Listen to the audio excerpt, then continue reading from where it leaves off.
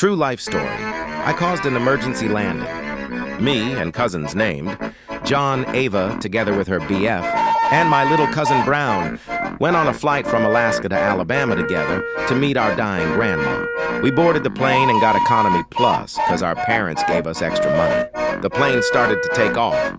Brown wanted his iPad even though there was no service. I shoved his small Coke Milan plush in his mouth to shut him up. The others were sleeping and Ava's BF was playing Run 4. A few hours later, food was being served.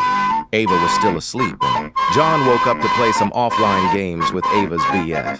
Only me and Brown were awake. Brown wasn't hungry, so I was the only one out of us who got food. It was chicken with some other shit. I took a big bite of the food, and immediately those flavors flooded my mouth. I didn't know airplane food could be this good. It was so good, I yelled, "This food is so bomb!" Immediately after that, the middle-aged woman behind us, thinking I've got a bomb, yelled, "He's got a bomb!" Other passengers heard and were starting to panic. A flight attendant heard and went to the lady who originally yelled that I have a bomb. The lady pointed to me from behind me. I told the flight attendant it was a big misunderstanding and I was talking about the food. And shit about what I just said was vigorous speech and other shit. Me saying it was a misunderstanding did not stop the now dozens of people panicking that there was some kind of terrorist on board.